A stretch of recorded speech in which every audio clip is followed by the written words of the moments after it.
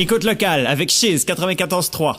Chiz 94.3, Impact Campus, le Fou Allier et la microbrasserie Farnham sont fiers de vous présenter La Micro. Une bière blanche et légère aux arômes fruités qui saura bien accompagner vos pauses et vos soirées. La Micro, disponible exclusivement au Café du Fou Allier dans le pavillon des Jardins de l'Université Laval.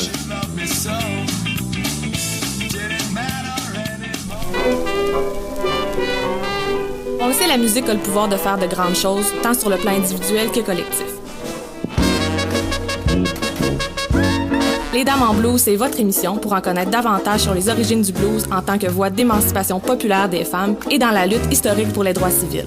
Rendez-vous samedi 11h pour explorer les influences et l'immense postérité de ce style de musique. Parce que le blues, ça se vit.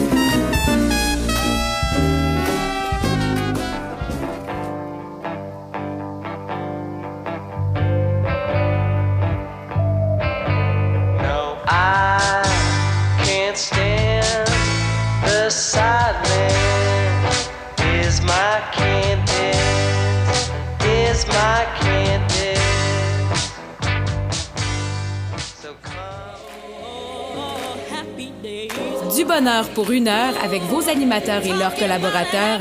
Voici Bonheur et vice-versa.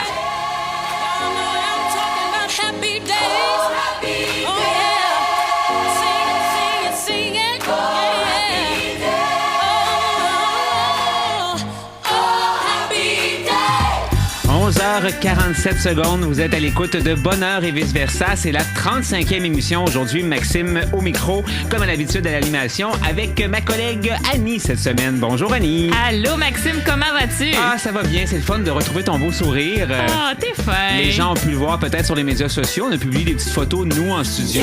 Tu sais, des fois, je sais pas si à la maison, vous essayez de vous imaginer notre face ou notre façon d'agir ou on essaie de vous montrer notre quotidien en studio. Oui, on prend plein de photos de nous. Effectivement, il y a même eu une anecdote très drôle parce que les gens de mon Facebook commençaient à penser que t'étais mon chum, Maxime. Oui, c'est vrai ça. Non, on vous le dit à la maison. On prend beaucoup de photos ensemble, mais non. On est des grands amis. On est juste amis. Exactement. Aujourd'hui, à l'émission, on a vraiment du stock, Annie.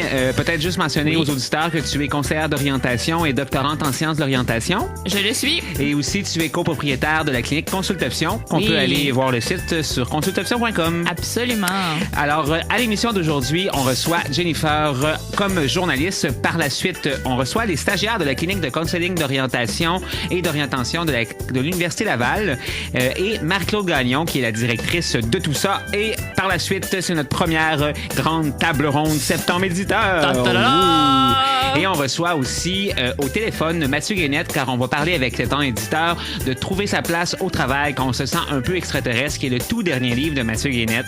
Ça risque d'être vraiment intéressant. Donc, on a les Siamoises de chez Septembre, Annick et Lucie, qui seront avec nous un peu plus tard. Et on commence... J'aime vraiment le nouveau surnom. J'espère qu'il va rester. Je te dirais que c'est parce que c'est en les côtoyant quelques fois que je me suis rendu compte qu'une ne venait pas sans l'autre. Vous les avez rencontrés là, au début de la saison, lors de la première émission, puis ils étaient là aussi à la saison 3, en fin de saison. Toujours aussi généreuse. Il y avait un concours sur Facebook. Je ne sais pas si vous avez participé. On faisait tirer un livre de Mathieu. Oui. Livre qu'on a lu, toi et moi... Ah oui. Avec attention. Ah oui, avec beaucoup d'attention et beaucoup de plaisir. Oui, surtout beaucoup de plaisir. Hein? Et on va vous donner un peu notre opinion sur tout ça, notre petite critique gentille, constructive. Ouais. Et on commence avec les nouvelles, comme à l'habitude, du monde de l'orientation. Bonheur et vice-versa vous informe sur le monde de l'orientation et le marché du travail. Voici vos nouvelles orientantes. Chaque semaine, j'ai une journaliste qui arrive en studio pour vous parler du monde de l'orientation, mais de la relation d'aide aussi plus largement, de la psychologie, du monde du travail. Jennifer, c'est toi qui nous parles de ça aujourd'hui. Oui, tout à fait. Écoutez, moi, je suis thématique aujourd'hui. Ah oui? Oui, parce qu'on parle de livres, on a une maison d'édition, on a un auteur. Alors, moi, je reste dans la lecture avec mes 2 nouvelles aujourd'hui. Oh yeah! Tu nous parles de 30 minutes de lecture, en fait, par jour pour vivre plus longtemps. Effectivement. Là, je me suis dit que c'était biaisé parce que les gens ne savent pas à la maison, mais Jennifer, c'est la genre de personne qui a comme 1 million de livres à lire sur sa pile. Tout à fait. La pile ne diminue pas, elle augmente plus rapidement, en fait. Donc, c'est une étude qui date quand même de quelques années. C'est des chercheurs de l'Université de Yale qui ont découvert que si les gens qui lisent en moyenne 30 minutes par jour auraient 2 ans de vie de plus, une espérance de vie de 2 ans supplémentaires. Wow. Ce qui est non négligeable, en fait. 2 ans de plus, ça fait quoi? Une dizaine de livres de plus de lus dans ta vie? C'est exactement. C'était un des bénéfices, d'ailleurs. C'était d'avoir plus de temps pour lire, en fait. Mais plus sérieusement, en fait, ce que ça permettrait, leur raison, ce serait que la lecture développerait un esprit critique et développerait aussi davantage l'empathie. Oh. Et que ce serait non négligeable dans la vie de tous les jours. Sur le bien-être, Sur le bien-être, tout à fait. Donc, au bout du compte, on a retiré des bénéfices. Évidemment, il parle d'une lecture profonde. Ce qu'ils veulent dire par lecture profonde, c'est une lecture qu'on prend le temps quand même de faire. Et non le scroll sur Facebook. C'est ça, ou la lecture en Z des textes, des fois obligatoires à l'université. Bon, donc, bref, c'est... Oui, non, mais moi, je fais pas ça. Mais non. Non, personne ici fait ça. Non, bon, non. je parlais pour... Tu sais, bon. Ouais. Donc, c'est ça. Ils ont quand même fait une petite différence entre les gens qui lisaient des revues et les gens qui lisaient des romans. OK. Donc, les revues, quand même, augmenteraient, mais moins qu'un roman. Moins qu'un roman. Par contre, ils n'ont pas fait de distinction entre romans biographiques, essais et autres choses. On parlait des romans en général. Mais il reste quand même qu'un roman, c'est une fiction quand même. C'est une histoire qu'on raconte. Donc, tu sais, c'est pas quelque chose nécessairement... C'est pas de lire quelque chose qui doit être très sérieux, très scientifique et rigoureux. Juste de lire une histoire, donc... Qui peut faire un déclic, qui peut faire un écho chez soi, puis des fois aussi... Le but, c'est de s'asseoir, d'avoir son livre avec soi, de se concentrer sur sa lecture. C'est ça. En gros, c'est ça. De passer un bon moment aussi, hein, de calme. Oui. Ça permet de se recentrer par moment. Quand on donne de la bonne nourriture à notre cerveau, ça permet de vivre plus longtemps. OK, c'est bien. Voilà. Comme ça, je le vois, moi. Une belle conclusion pour mon premier article. Tu nous parles aussi de la quête du sens de la vie, spiritualité et Harry Potter. Là, le lien entre ces trois affaires-là. OK, j'ai hâte de savoir. Écoute, c'est pour rester dans le thème de la lecture. En fait, c'est une nouvelle qui est passée sur le fil de l'Université Laval la semaine dernière, qui disait en fait que les religions en général traditionnelles avaient une baisse de popularité, mais que la spiritualité et le sens qu'on donne à notre vie, cette quête-là, elle ne diminue pas. Donc, on se retrouve avec des gens qui, des fois, cherchent peut-être un peu plus. Alors, il y a vraiment, c'est vraiment vrai, l'Université Harvard et les étudiants en théologie ont fait de Harry Potter une religion, en fait. J'avais lu ça, moi aussi. Et oui, c'est vrai. Puis, c'est...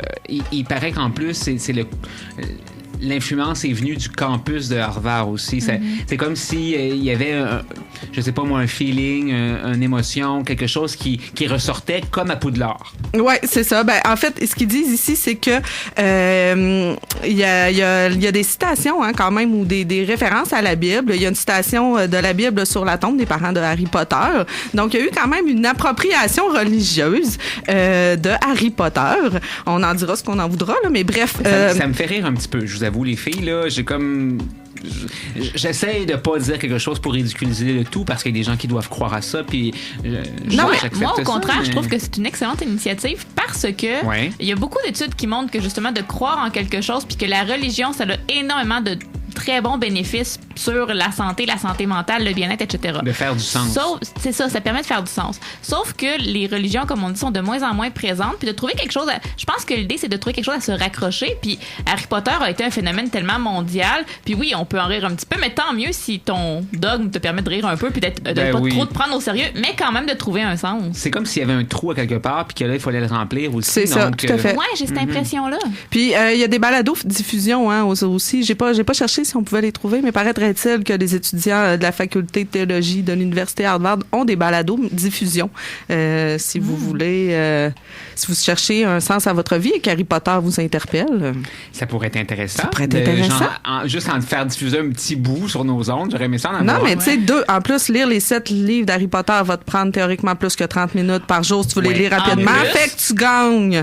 Moi, je vous avoue, j'ai arrêté Mais tes deux nouvelles sont tellement reliées. Ben voilà. On se met à lire les Harry Potter et on s'en reparle. Est-ce que vous les avez lus, vous, les filles? Bien sûr. Moi, j'ai arrêté comme au 4, je vous avoue. Là. À un moment donné, je trouvais que ça revenait un peu au même, mais on m'a dit que j'avais fait une erreur. Tout à fait. Peut-être qu'un jour, je vous raconterai, mais mon histoire avec Harry Potter est beaucoup plus compliquée que ça. Oh, à suivre, à suivre. Les filles, je prends un petit moment pour parler de la semaine de prévention du suicide à l'Université Laval. C'est cette semaine que ça se passe, mais en fait, c'est à travers tout le Québec. Et c'est du 3 au 9 février. Il y a plein d'activités, en fait, sur le campus dans le cadre de cette semaine-là. Et c'est le réseau Sentinelle de l'Université Laval, en collaboration avec Mon Équilibre Laval, qui vous offre une panoplie, en fait, d'activités. Il y en a une, en fait, demain, qui est, à mon avis, la plus grosse activité de la semaine. Jeudi 7 février, de midi à 1h15. C'est un atelier de sensibilisation à la problématique du suicide. Comment assister une personne en détresse. C'est animé par Sébastien Pelletier de l'Association québécoise de prévention du suicide, en collaboration avec le Centre d'aide aux étudiants de l'Université Laval. C'est gratuit et sans inscription. C'est au pavillon Ferdinand Vendry, au local 1894. Là, j'ai dit beaucoup d'informations. Si vous voulez aller sur le site de l'Université Laval et vous cliquez Semaine de prévention du suicide, toutes les activités sont là. Puis, je pense que et ça peut faire sur notre page Facebook aussi. Sur notre page Facebook, sauf que là, peut-être que d'ici à demain, on n'aura pas le temps de publier ces informations-là. Donc, on vous invite à aller chercher par vous-même l'information en cliquant Semaine de la prévention du suicide à l'Université Laval.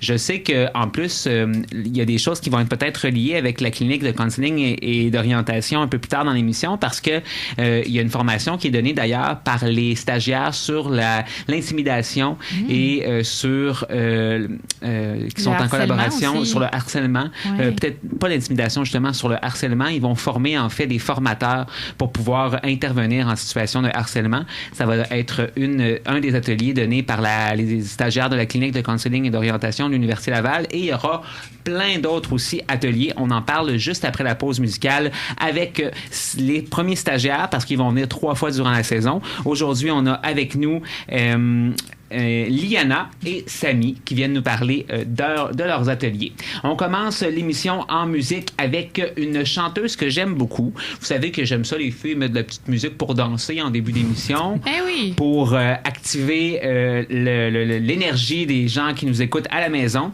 Alors, je vous fais écouter une chanson de Gavin Turek qui est Don't Fight It. C'est une fille de Los Angeles qui chante, à mon avis, à merveille. J'espère que ça pourra vous faire plaisir à la maison. On revient tout de suite après la pause, à bonne heure et vice-versa.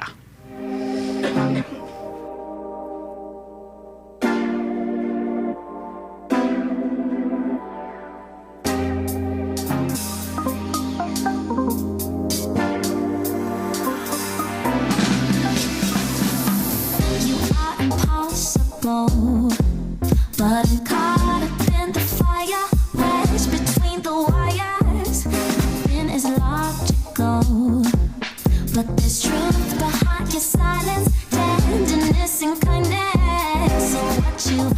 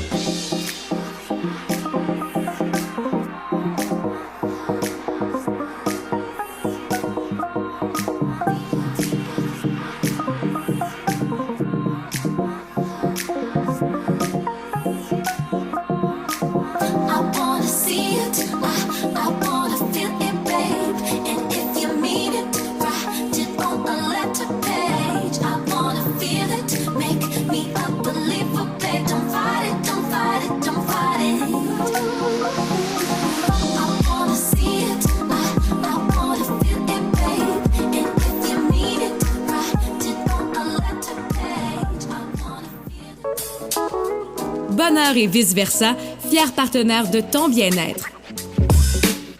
Vous êtes toujours à l'écoute de Bonheur et vice-versa. Il est 11h14 et nous recevons aujourd'hui les stagiaires de la clinique d'orientation, de counseling et d'orientation de l'Université Laval qui viennent nous présenter des ateliers de groupe qu'ils vont donner jusqu'à la fin de la saison, de la session en fait hiver 2019. Et on commence cette présentation des ateliers par nul autre que Marie-Claude Gagnon qui est CO et directrice de la clinique. Bonjour Marie-Claude. La dernière fois qu'elle est venue, je pense que tu l'avais appelé le gourou de la clinique. C'est vrai, le gourou. J'avais bien aimé.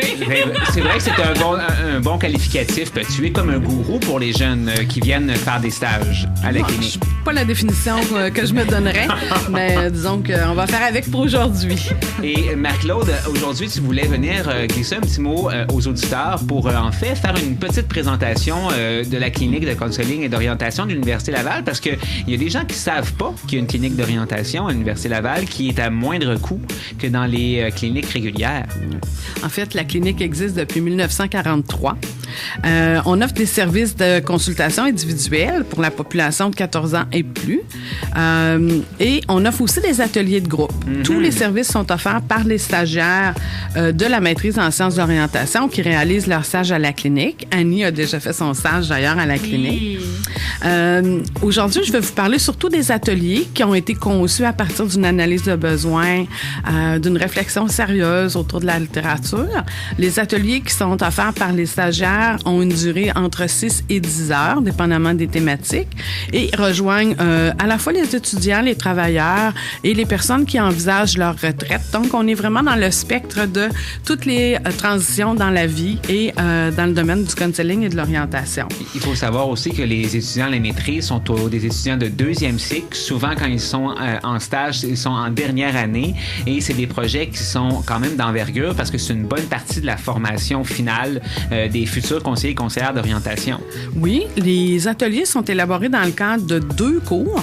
Donc, les stagiaires travaillent dès le début du mois de septembre jusqu'à la fin de la session d'hiver. Et pour élaborer une intervention, pour animer, ils sont encadrés et supervisés à la fois par les profs et le milieu. Mm-hmm. Alors, aujourd'hui, juste pour une petite précision, Maxime t'a parlé d'une formation qui débute pour des animateurs intéressés à animer des formations en matière de harcèlement psychologique. Cette formation-là, elle s'adresse à des étudiants et étudiantes de l'Université Laval. Elle est gratuite.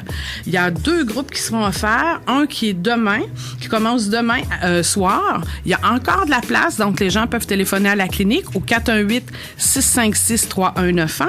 Il y aura un autre groupe en mars. C'est en collaboration avec le Centre d'intervention et de prévention en matière de harcèlement. C'est une collaboration qu'on a déjà à la clinique depuis quelques temps. Il y aura d'autres ateliers qui vont venir un petit peu plus tard, mais il y a aussi, on est à la recherche d'une équipe. Parce qu'on a 2 stagiaires qui travaillent sur la consolidation d'équipe. Donc, avis aux équipes qui décident, qui seraient intéressées à améliorer leur capacité de communiquer, de travailler ensemble. Vous pouvez aussi communiquer avec la clinique. Tellement d'offres de la clinique. On peut aller, je crois, sur le site Internet aussi de la clinique au www. Bonne question, hein? Ah oui, je l'ai ici, en fait. Vous pouvez aller écrire un courriel, si vous voulez, à la clinique.counseling@fseulaval.ca. Aussi, vous allez sur Google et vous cliquez « Clinique Counseling d'orientation ». Vous allez avoir toutes les informations. Puis sur les réseaux sociaux, là, la pub des ateliers est beaucoup diffusée sur les réseaux sociaux. Vous allez voir, il y a une offre de 1, 2, 3, 4, 5, 6, 7 types d'ateliers.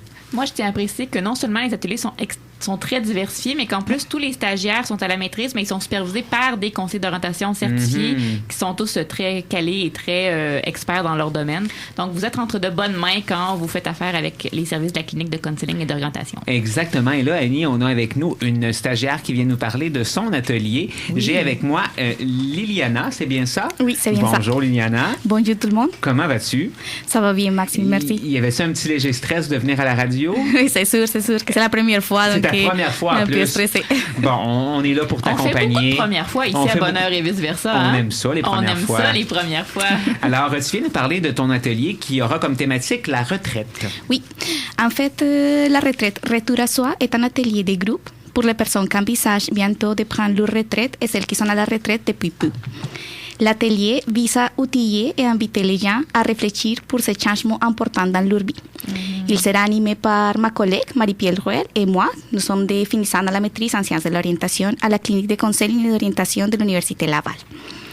Cet atelier donnera la chance aux participants de réfléchir à cette nouvelle étape, d'élaborer un projet de vie riche de sens pour eux et de se sentir mieux préparés à vivre cette transition.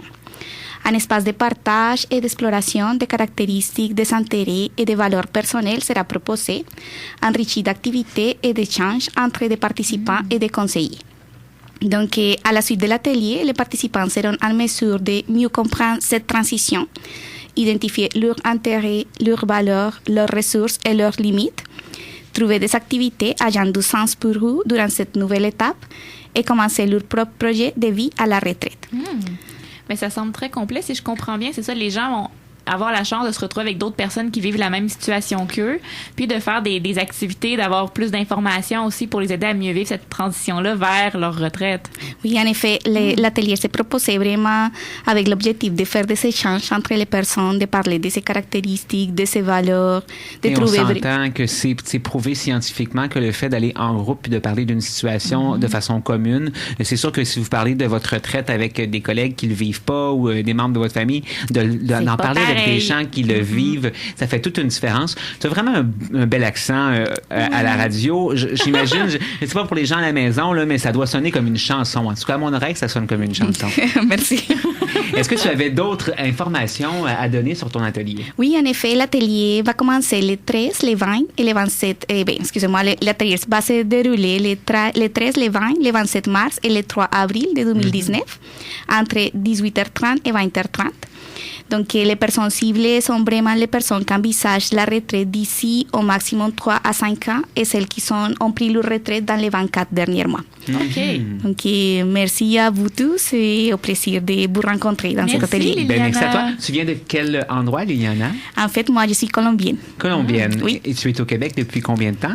Je suis au Québec depuis 5 ans. Depuis 5 ans. Bon, merci beaucoup pour ton partage. J'imagine que pour toi, c'est quand même un exercice de vulgarisation quand même important d'y aller dans la langue française et tout ça, avec ton accent. Oui, c'est vraiment un défi. Mission réussie. Mission réussie. Défi relevé, définitivement. Alors, la prochaine stagiaire qui vient nous parler de son projet de groupe, elle vient nous parler de prévention de l'épuisement professionnel. Samy Coulombe, bonjour. Oui, bonjour Maxime, merci. Moi, c'est ça, en fait, je travaille avec Mireille qui fait son stage dans un programme d'aide aux employés. Donc, nous, on a décidé de faire notre atelier sur la prévention de l'épuisement professionnel auprès des travailleurs de la relation d'aide. Quelle bonne idée et quel sujet pertinent. Puis, c'est ça, donc, étant donné qu'on est de futurs professionnels de la relation d'aide, c'est un sujet qui nous intéressait aussi. Puis, dans le fond, pour notre atelier, on recherche, par exemple, des psychologues, travailleurs sociaux, intervenants communautaires, conseillers d'orientation, éducateurs spécialisés, etc. Donc, si jamais vous faites partie de ces personnes-là et que vous voulez échanger avec d'autres professionnels du domaine sur les difficultés vécues au travail ou sur des moyens pour prévenir l'épuisement professionnel, ou si vous voulez simplement en apprendre plus sur le sujet, cet atelier-là est vraiment pour vous. Donc, n'hésitez pas à contacter la clinique pour plus d'informations et n'hésitez pas non plus à partager l'information là, avec des personnes de votre entourage qui pourraient peut-être être concernées et intéressées par le sujet. Donc, voilà. Puis, les ateliers vont se dérouler sur 3 soirs, en fait, 3 lundis soirs. C'est les 11, 18 et 25 mars, de 18h à 21h. Donc, moi puis Mireille, ça va nous faire plaisir de vous accueillir pour ces ateliers-là. Une super représentante, en fait, de tous les stagiaires de la clinique présentement. Je pense que c'est un mot d'ordre que vous pouvez prendre pour n'importe quel, en fait, des ateliers qui sont présentés. Parlez-en autour de vous. Comme exemple, pour la retraite, vous savez que papa, maman, n'importe qui, en fait, prend une retraite. C'est le temps de faire un peu de bouche à oreille. Mm-hmm. Puis moi, j'aimerais dire, je sais qu'il y a beaucoup des gens qui nous écoutent qui sont des gens en orientation, justement. Mm-hmm. Puis j'aimerais rappeler que l'épuisement, ça touche effectivement tout le monde, pas juste les gens en relation d'aide, mais je vais prêcher pour ma paroisse à moi. Ça touche particulièrement les gens en relation d'aide. Des fois, ce qu'on fait, ça peut être lourd, ça peut devenir difficile à vivre. Donc, vous avez une chance d'aller en discuter avec d'autres personnes qui vivent la même chose que vous, puis dans un cadre justement sécurisé et évidemment confidentiel. Fait que moi, je vous encourage fortement, si vous en ressentez le besoin, à appeler à la clinique. Utilisez la force du groupe avec les stagiaires de la clinique de counseling et d'orientation de l'Université Laval. En plus, regarde-là, elle a l'air tellement fine, Samy. C'est vrai. Oui, ben oui, elle a l'air super fine. Hey, merci beaucoup d'avoir été, en fait, la représentante de votre équipe de 2. Tu vas faire ton atelier avec Mireille Audet. Alors, je vous souhaite bonne chance dans la fin de vos études. Est-ce que c'est votre dernière année, les filles? Eh oui. Dernière année? Oui, moi aussi. Alors, on rentre sur le marché du travail par la suite? C'est ça, exact. Avez-vous une certaine fébrilité par rapport à ça? Oui, une petite hésitation. Oui. Peut-être qu'on vous retrouvera au micro de Bonheur et vice-versa dans quelques années dans le rôle de professionnel cette fois-ci. Tenez-nous au courant de vos projets. Merci beaucoup. Alors, bonne chance dans vos ateliers. Si vous voulez avoir plus d'informations sur la clinique de counseling et d'orientation et vous inscrire à l'un des ateliers, vous pouvez appeler dès maintenant au 418-656-3191, 418-656-3191 ou écrire un courriel à clinique.counseling@fse.ulaval.ca. Si vous les informations vont trop vite dans votre tête parce que je parle très vite des fois, allez sur la page Facebook de Bonheur et vice-versa. On a publié la publicité de la clinique. Toutes les informations sont là. On va le refaire quelques fois au cours de la saison. On aime bien recevoir les stagiaires de la clinique. Alors, on continue en chanson avec une chanson de Jordan Raquet, Blame It On You. Et toujours un aussi bel accent. Blame It On The You. Oui. Gars, c'est quoi, Annie, à partir de maintenant? C'est toi qui vas dire les titres de chansons. C'est un bon deal, ça? Ça veut dire reproche ça à la jeunesse. Ah, c'est ça, exactement. Bon, merci Annie d'être là pour pallier à ces moments de gêne extrême que je ressens présentement. Après la pause, on est avec les filles de Septembre Éditeur, Annick et Lucie, qui viennent nous parler du dernier livre de Mathieu Guénette, Trouver sa place au travail quand on se sent un peu extraterrestre. Restez avec nous parce que tout ça, ça se passe à Bonheur et vice-versa.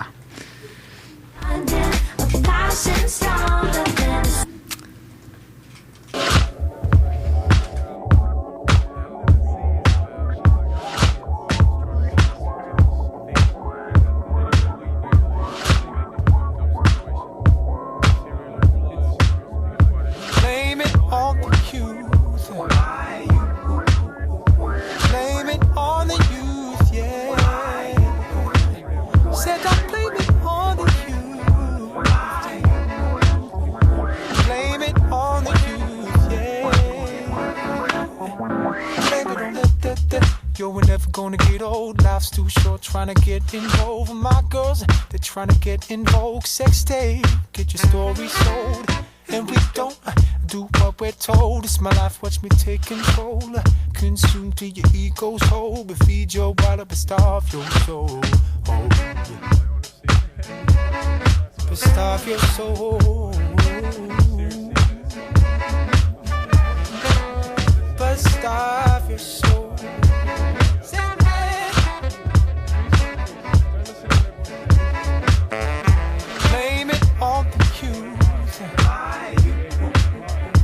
Blame it on the youth, yeah.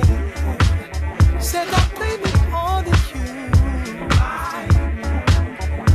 Blame it on the youth, yeah. Blame it on the misery loves company. Said I'm comfortable if it comes to me, 'cause my youth constantly trade hard work for luxury. Destiny's your own creation. In my mind has motivation, but you're right, no obligation. But I don't wanna have that reputation. Yes, and I don't wanna have that reputation. Yeah, yeah. Set them ready, baby. Yes, and I don't wanna have that reputation. Blame it on the youth. Blame it on the youth,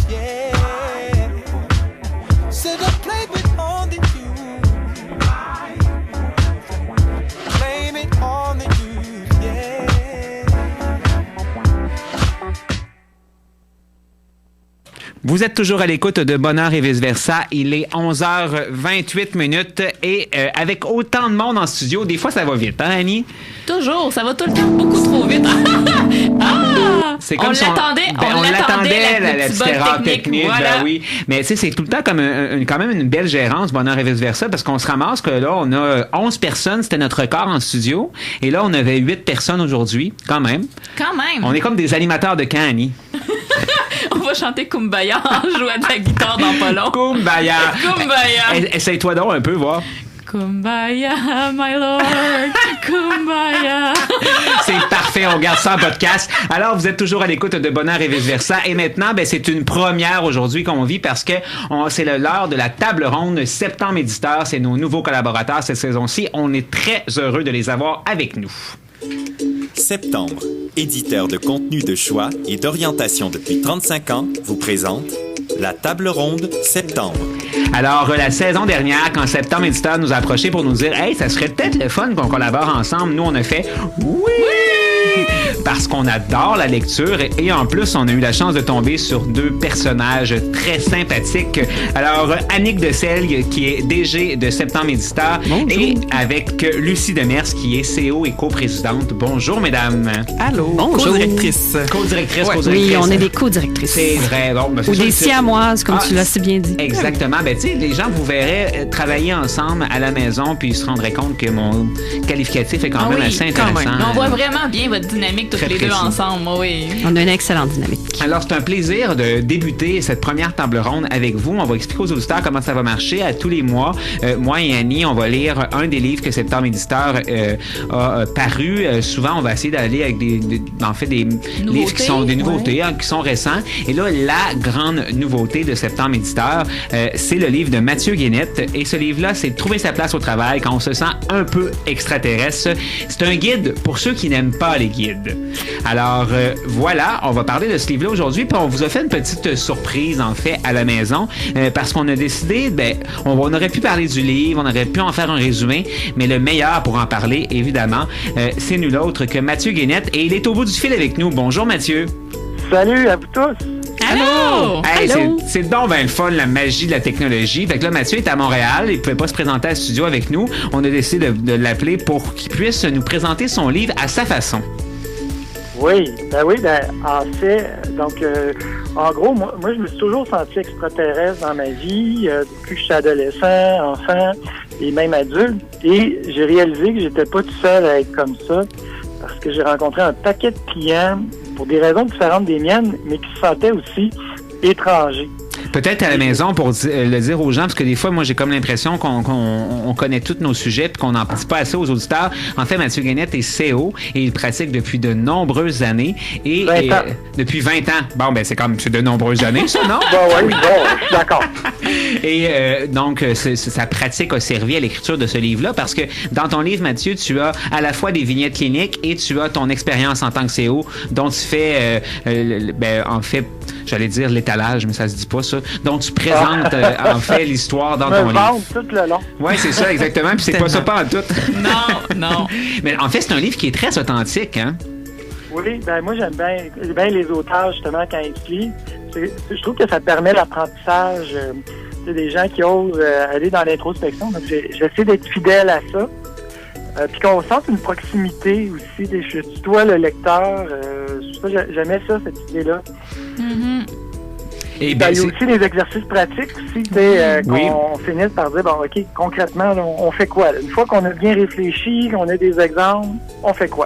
Fait que dans le fond, là, le guide, c'est que tu essaies d'expliquer aux gens qui se sentent extraterrestres un peu partout au Québec et dans le monde, dans le monde du travail, mais même dans leur vie en général, comment ils peuvent, en fait, entreprendre eux-mêmes une genre de travail d'introspection, un processus d'orientation pratiquement à l'individuel, afin d'essayer de faire la paix avec ce côté extraterrestre-là sans le changer, mais en l'acceptant. Exactement. Puis c'est vraiment positif parce que des fois, sentir extraterrestre, ça sonne négatif. J'ai un problème. Tandis que ça peut tellement être une valeur ajoutée dans le travail pour les autres. C'est quelqu'un qui est différent, souvent, il y a une valeur distinctive. Par contre, le titre, le sous-titre, comme un guide pour ceux qui n'aiment pas les guides, c'est parce que les gens, souvent, quand ils me rencontrent en orientation, ils disent « Ah, ben moi, je suis un peu différent, puis j'ai l'impression que c'est pas fait pour moi, ou tu vas avoir trop de misère avec moi. » Quand, au contraire, pour moi, c'est la raison pourquoi aller voir un conseiller d'orientation. Et les guides que j'ai lus, souvent, ça propose des méthodes toutes faites où il faut toujours essayer de s'insérer dans un système. Oui. Donc, c'est une structure, mais une structure qui permet de la liberté puis de pouvoir être soi-même à travers ça. Mais en fait, c'est ça, ce que vous proposez, c'est vraiment une structure puis une planification de réflexion, mais très flexible en même temps. Exactement. En fond, moi, j'aime bien l'expression semi-structurée. Pas trop de structure qu'on se sente pogné, mais pas trop non plus des échanges qui vont en toutes les directions. Puis en bout de ligne, il n'y a pas de fil conducteur.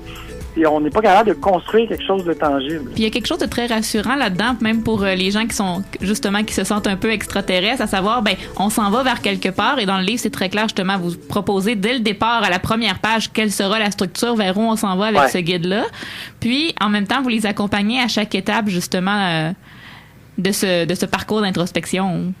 Puis tu sais, les exemples aussi, j'ai fait exprès pour qu'ils soient très diversifiés. T'as des jeunes, t'as des personnes plus âgées. Dans tout le RIASEC, on le retrouve à travers ça. Parce que souvent, extraterrestres, au début, je me disais, c'est des artistes, c'est des gens qui veulent faire de l'humanitaire. Puis non. Tu peux en avoir dans tous les profils du RIASEC. Ils vont l'être à leur façon, différemment. Le RIASEC, qu'on rappelle aux auditeurs, c'est une classification qu'on utilise beaucoup en orientation, qui donne différents types d'intérêts regroupés selon des catégories.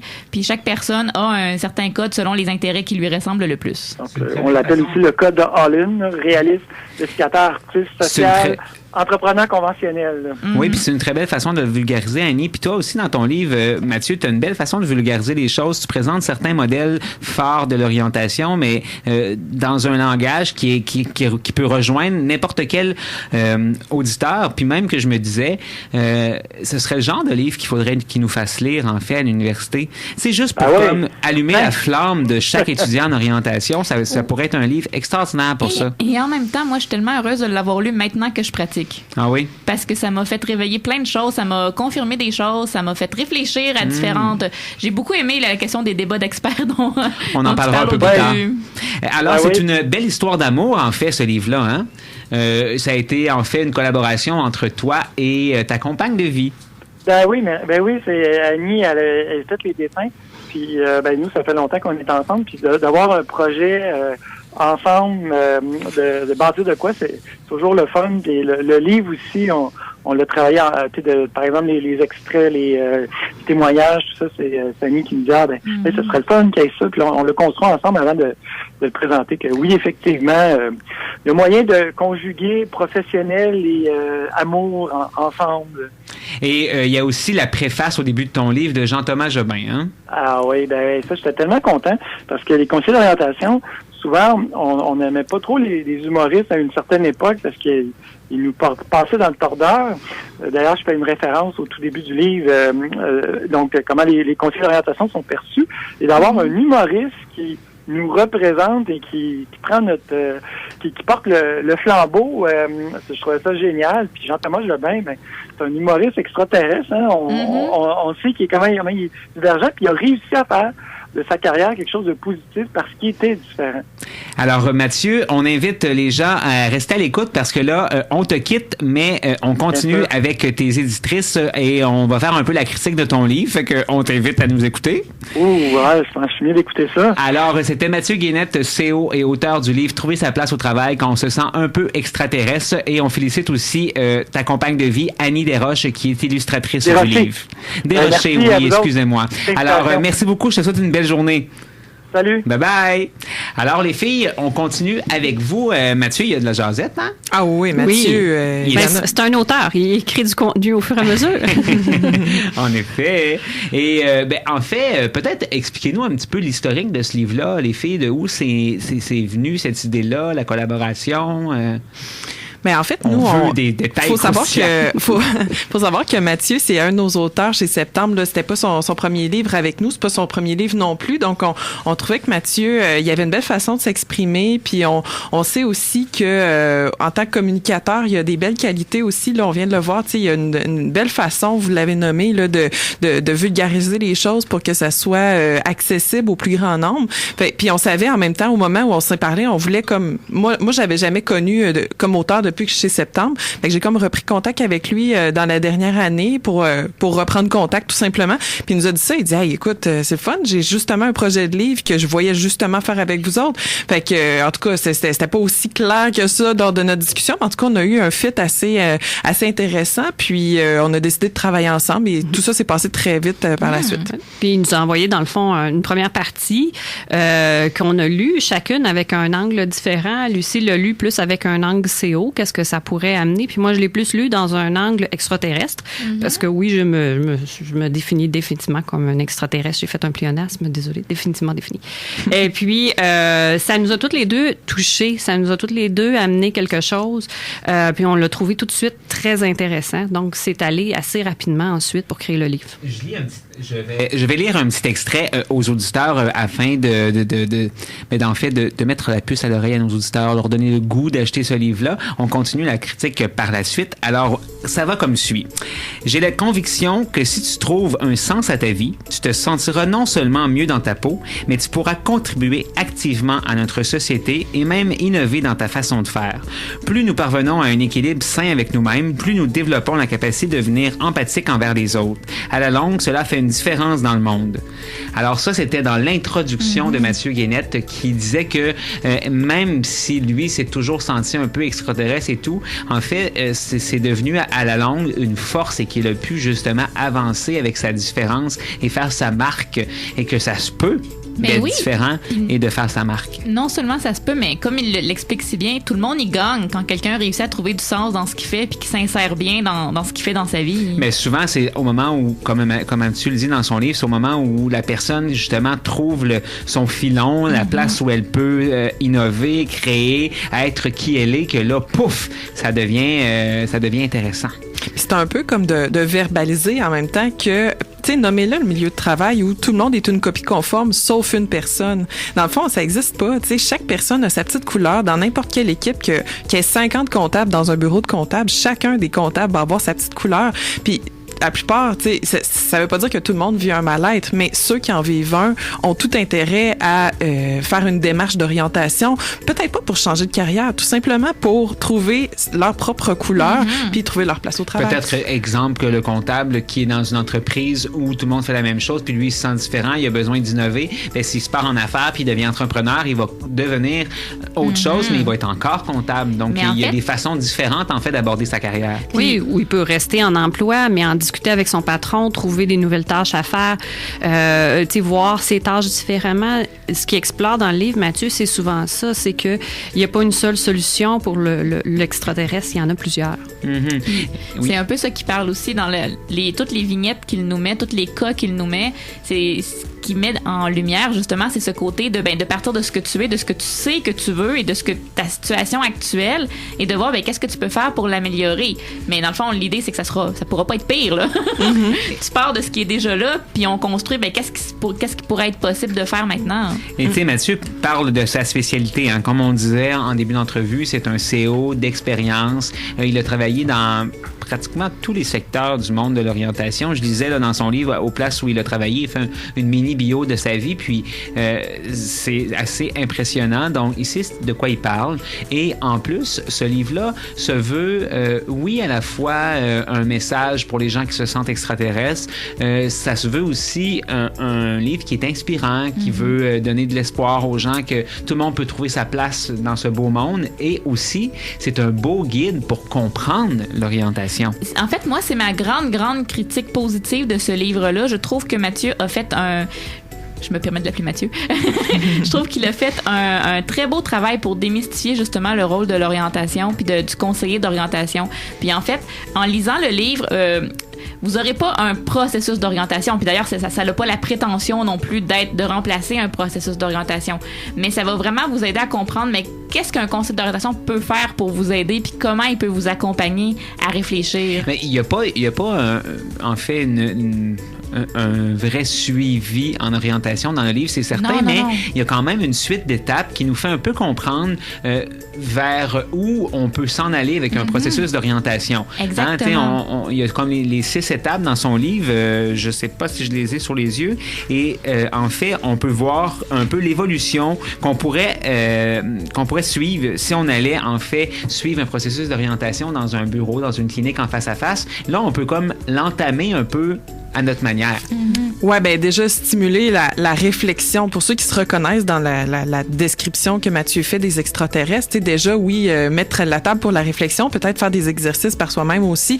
Et bien sûr, l'accompagnement d'un conseiller d'orientation est bienvenu. Puis comme le disait Annie, tu sais, pour quiconque même ne sait pas ce qu'est un conseiller d'orientation, surtout qu'est-ce qu'un conseiller d'orientation peut apporter dans une démarche, mais c'est comme si Mathieu avait pris tous les mythes qu'on associe à l'orientation. Il va me faire passer des tests, il va me voir puis il va vouloir m'aligner où je veux pas aller, etc. C'est comme s'ils avaient tout pris, il les reprend pas explicitement, mais il va comme démystifier un petit peu ça, dire allô, il est là pour t'aider, c'est pas lui qui va faire la démarche à ta place. On est comme des partners avec Mathieu. En fait, ça a été une de nos missions lors de la première saison puis de la deuxième de démystifier plein de mythes. Ouais. Et là, ben quand je le lisais, je me disais ça on le fait, on arrive ça on le fait. Puis c'est le fun de voir aussi sa capacité de vulgariser ces mythes-là. On a toute une belle façon de le faire. Je trouve que la couleur de Mathieu, un peu pince sans rire à certains moments, ça donne un peu de vie justement à ce texte-là. Là. Et très personnel, tu sais, c'est vraiment basé sur ce qui est important pour lui, comme il y a beaucoup de références à la musique dans son son guide. Puis c'est ça, c'est très personnel, puis ça rend la lecture vraiment plus légère. Fait que tu sais, en lisant le livre Trouver sa place au travail quand on se sent un peu extraterrestre, vous lisez pas un livre, un ouvrage scientifique aride à lire et difficile. Au contraire, vous rentrez dans l'univers d'un conseiller d'orientation qui vous explique comment les conseillers d'orientation peuvent faire pour vous aider à réfléchir.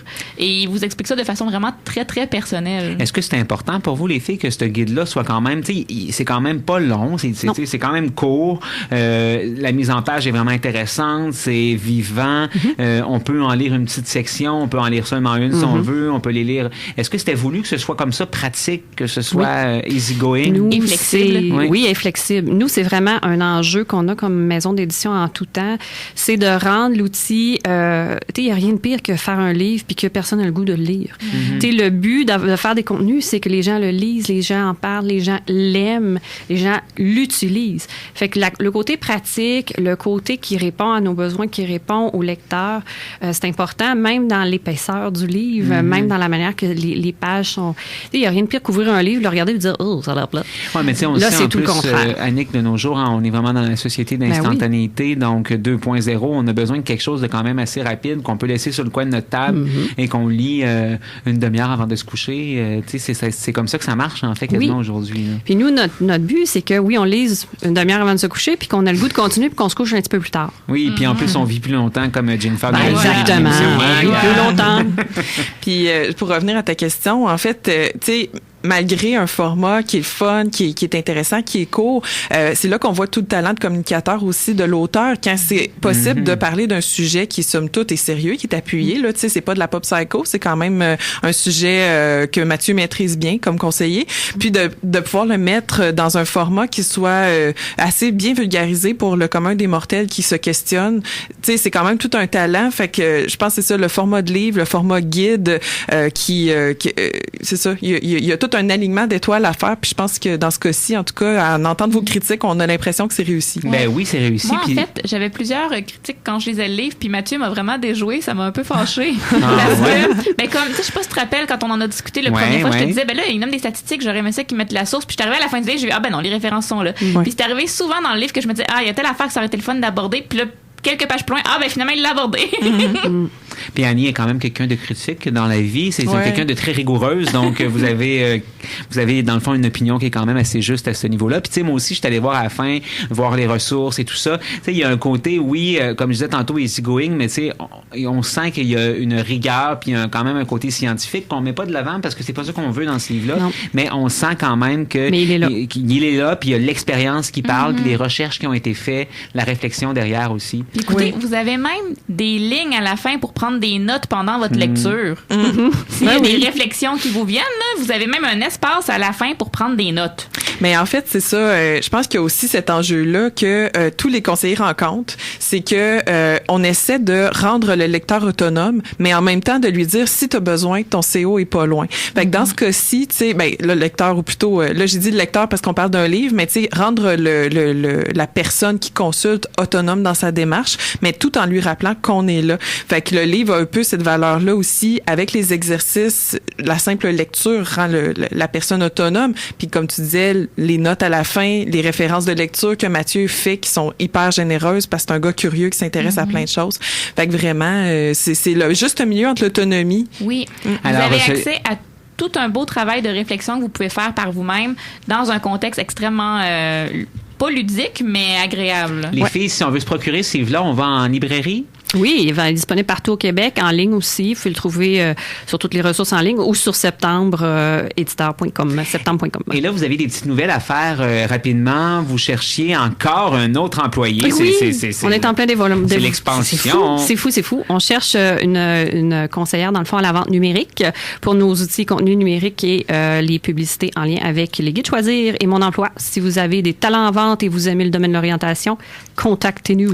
Et on vous invite aussi à aller sur la page de Septembre Éditeur parce qu'il y a une nouvelle ressource numérique justement qui vient tout juste de sortir, Opération Avenir. Oui, c'est mon bébé. Oui, puis ça a l'air vraiment intéressant. Là. J'ai eu le temps de le consulter rapidement, mais ça a sorti hier, je crois. Oui, en fait, c'est une ressource sur laquelle on travaille depuis 6 mois. Donc, c'est un tout nouveau projet qui est une ressource pédagogique pour les conseillers d'orientation ou tous les intervenants scolaires dans l'orientation au niveau secondaire. Et ce qui est merveilleux, c'est que c'est un fascicule de 28 pages avec des activités qui est entièrement gratuit, livré dans votre école. Wow. Vous pouvez aller le commander en ligne sur opérationavenir.com et puis vous faites la commande, il va vous être livré d'ici environ une semaine et puis vous allez voir, c'est plein d'activités qu'on a faites pour découvrir, démystifier les domaines de l'avenir et non des emplois spécifiques et puis c'est vraiment, c'est accompagné de plein d'activités à faire en classe. Alors là les filles, on vous retrouve le mois prochain, au mois de mars et j'aimerais avoir un scoop sur le livre sur lequel on va se pencher dans le prochain mois.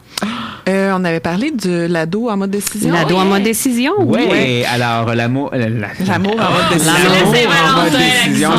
Mais on va être proche du 1er mars. Oui. Les ados sont en pleine décision. Puis ce livre-là s'adresse aux parents et aux conseillers d'orientation, aux professionnels de l'orientation. Super. Alors, j'ai hâte de pouvoir parler de ça avec vous. Merci beaucoup de vous avoir présenté en émission. On se retrouve bientôt. Oui. Un plaisir de vous avoir dans l'équipe. Alors, c'était Annick Decelle et Lucie Demers de chez Septembre Éditeur qui sont venus nous parler du livre de Trouver sa place au travail quand on se sent un peu extraterrestre, un livre de Mathieu Guénette que vous pouvez vous procurer dans n'importe quelle bonne librairie. Et maintenant, c'est l'heure de la chronique Bonheur.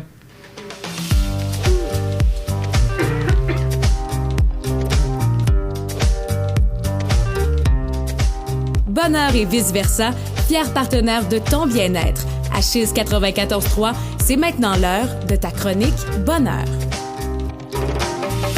Alors, à chaque semaine, mes co-animatrices préparent une petite chronique bonheur afin de vous partager leur passion pour le monde de la relation d'aide et de l'orientation. Et cette semaine, Annie, tu t'es collée à nos invités de la semaine. Oh oui, cette semaine, je me suis dit qu'on allait réfléchir sur le métier de conseiller d'orientation. Est-ce que depuis que tu es dans le domaine, Maxime, tu as déjà entendu ce préjugé-là que les conseillers d'orientation, dans le fond, ils s'en vont dans ce domaine-là parce qu'eux-mêmes, ils ne savaient pas quoi faire? Ben, en fait, je l'ai entendu souvent. Je l'ai entendu très souvent. Et Mathieu en parle aussi dans son livre. Oui. Tous les conseillers d'orientation sont des désorientés. Oui, c'est ça. C'est parce qu'on ne sait pas ce qu'on voulait faire dans la vie. On s'est ramassé là. Et à chaque fois que j'entends ça, moi, ça me titille parce que je me dis, c'est vrai que j'ai connu beaucoup de gens en orientation que c'était leur deuxième carrière. Mais j'ai aussi beaucoup vu d'étudiants en orientation qui sont au début de leur vingtaine puis qui ont choisi cette option-là directement en quittant le cégep. Autre point, moi, comme conseillère d'orientation, je fais ça dans la vie, aider des gens à trouver une deuxième carrière. Donc, je suis bien consciente que dans tous les domaines, il y a des gens qui cherchent une deuxième carrière et qui savent pas trop ce qu'ils veulent faire. Donc, dans ce cas-là, qu'est-ce qui distingue les conseillers d'orientation? Oui, parce que là, il faut savoir que moi, c'est une deuxième carrière. Et là, notre journaliste est de retour avec nous, Jennifer. Tout à fait. Toi aussi, c'est une deuxième carrière. Deuxième carrière fait aussi. que là, ton mythe, pagne. Ben moi, j'ai un bac en psychologie, pas un bac en orientation. Deuxième carrière. Ouais, pas tout à fait. Pas tout à mais fait. ouais, c'est ça. Mais quand même. Mais c'est ça. Mais quand même, c'était pas ça que j'avais pensé à la base du tout, où la vie me mènerait. Mais dans le fond, je veux dire, te faire orienter par quelqu'un qui avait déjà été désorienté, il me semble que ça peut être un peu rassurant pour le client, non? Pas nécessairement. De savoir que la peut-être. personne... Moi, je pense que le point, c'est surtout que tu saches là où tu t'en vas dans ta vie. Quand tu sais, que tu sois bien, peu importe ce que tu décides de faire, que tu sois bien dans ce que tu fais. Puis moi, comme conseillère d'orientation, j'adore ce que je fais, vraiment. De toute façon, on devrait valoriser ces parcours hétéroclites, en fait, maintenant, dans la société dans laquelle on est. Les carrières linéaires, ça n'existe plus. Oui, donc, c'est même de plus pour en les plus conseillers rare. d'orientation. C'est de plus en plus rare. Fait que j'ai décidé de réfléchir avec toi là-dessus aujourd'hui. Puis pour nous baser sur quelque chose dans nos réflexions, moi, je me demandais, c'est ça, tu sais, qu'est-ce qui distingue les conseillers d'orientation? Est-ce que ça se peut qu'il y ait plus d'extraterrestres en orientation? Et je voulais qu'on réfléchisse ensemble, puis pour qu'on se base sur quelque chose, je suis allée démystifier un peu le métier de conseiller d'orientation, ses particularités. Alors, je suis allée chercher la fiche Repère. Repère qui est un gros site d'une bande de données sur les professions. Donc, je suis allée chercher certaines caractéristiques des CO. J'aimerais qu'on réfléchisse ensemble si on a l'impression que ça nous ressemble ou pas. OK. Qu'est-ce que tu en penses, Maxime? J'embarque. OK. Donc, les champs d'intérêt. Aimer accomplir des tâches de création artistique. Ah, mais là, moi, dans le cas de Riesec qu'on parlait tantôt, mon aïe est très fort. Ah, c'est artistique, hein, ouais. Ben, moi aussi, mais la création artistique, encore là, moi, ça me parle pas tant. Tu vois, si je lis juste ça comme ça, je suis comme, bah, je vois pas en quoi ça me ressemble. Aimer lire, rédiger, communiquer oralement ou par écrit. Ben, il y a beaucoup de CEO qui vont faire de l'entrevue de groupe, qui vont écrire comme Mathieu. Ça me rejoint. Moi, ça me rejoint énormément, ce côté-là, par exemple. Moi aussi. Puis j'aurais même jamais pensé en orientation que ça allait être un élément important. J'étais même surprise de le lire dans les caractéristiques. Oui, mais c'est intéressant à savoir parce que justement, dans cette deuxième carrière-là, il y a beaucoup de conseillers d'orientation qui ont été en enseignement, en communication avant de se réorienter. Absolument. Aimer communiquer avec les gens pour les convaincre, les persuader. Je suis un peu plus surpris que celle-là soit là, mais ça doit être le E, ça, en fait, qui ressort. Possiblement. Ouais, le en E fait, pour entrepreneur, ouais. C'est de la façon que ce E d'entrepreneur-là, j'ai toujours trouvé que la définition était un peu péjorative de la façon qu'elle était dit. Mais moi, j'ai comme l'impression que justement, c'est ce côté-là, entrepreneur, motivationnel. Il y a une partie conseil aussi au niveau des conseils d'orientation qui est souvent pas la première chose, mais ça vient dans le processus à certains moments. Donc voilà. Moi, tu vois, si je suis parfaitement honnête avec moi-même, tu sais, parce que moi, quand je lis ça, convaincre, persuader, je me dis c'est pas moi. Et en même temps, as-tu déjà discuté avec moi quand est-ce que j'argumente pas? Disons que tu tiens à tes opinions. C'est ça. fermement. Donc, tu sais, quand on y pense, ça me rejoint peut-être un peu. Et peut-être un autre, en fait, je voulais comme réfléchir avec toi, Maxime, parce que ce que je trouve qui est intéressant aujourd'hui, c'est de voir ensemble, qu'est-ce qui, d'après toi, te rend extraterrestre dans ton propre domaine? Mais d'être au micro présentement et qu'on m'écoute au lieu d'écouter les gens, ça peut être quelque chose qui me rend un peu extraterrestre. Mon côté entrepreneur, des fois, j'ai comme l'impression d'être loin des conseils d'orientation, mais en même temps, je pense qu'il y a plein de façons de faire l'orientation. Donc, je pense qu'avec ces forces-là, je vais me démarquer. C'est la beauté de la chose aussi. On a un domaine qui est très flexible, qui nous permet d'être un peu extraterrestre. Toi, aussi. Qu'est-ce qui fait que tu te sens un peu extraterrestre? Clairement, ma rigueur théorique puis mon côté recherche. Je sais que je vois quand j'enseigne que c'est vraiment pas la partie préférée des étudiants, la recherche puis l'accumulation des connaissances sur le sujet, mais moi, ça me tient vraiment à cœur. Tu as aussi un bon côté artistique. Aussi. Qui, des fois, n'est pas toujours associé au métier de conseiller d'orientation. On les regarde à la base, on peut se dire, mon Dieu, il n'y a rien d'artistique, mais il y a quelque chose en arrière de ça. Là. Ben, je pense que tout le côté créatif, on le démontre beaucoup aussi à travers l'émission. Nous, on a fait quelque chose avec l'orientation, justement, avec notre domaine pour justement se démarquer puis l'amener ailleurs. C'est la beauté de la chose. Alors, à la maison, si vous vous sentez extraterrestre, vous n'êtes pas les seuls. Vos animateurs aussi le sont, de vrais extraterrestres. Nous sommes officiellement des extraterrestres. C'est déjà la fin de l'émission.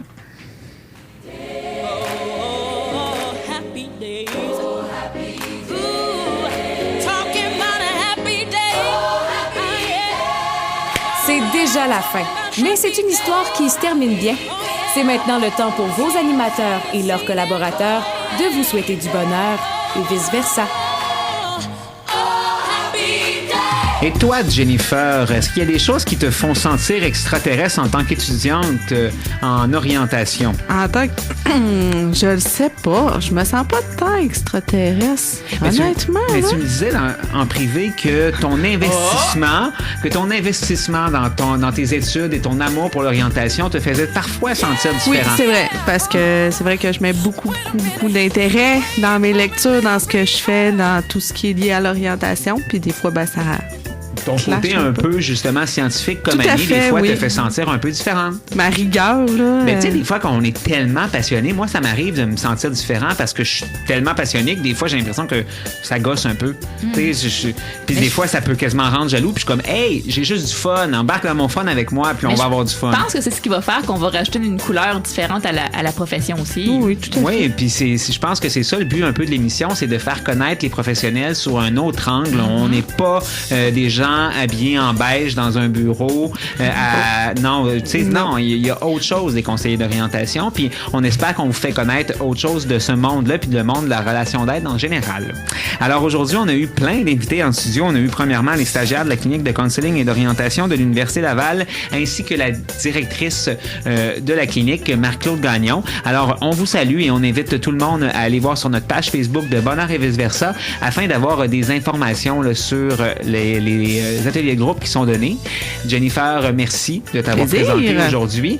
Toujours un plaisir de te recevoir en studio. Et on informe nos auditeurs que si vous avez des questions, vous pouvez aller sur notre page Facebook. Notre responsable des réseaux sociaux est maintenant Jennifer et elle s'en occupe très bien. Oui. Alors, on a aussi reçu Septembre Éditeur. On vous invite à aller vous procurer en librairie le livre de Mathieu Guénette, Trouver sa place au travail, qu'on se sent un peu extraterrestre. Et on remercie Annick Decelle et Lucie Demers pour leur présence. On les retrouve dans un mois. Ma chère Annie, hey! Merci pour cette belle co-animation. Toujours un plaisir. Merci pour ton petit bout de chanson. Là, t'as chanté. J'ai chanté quoi?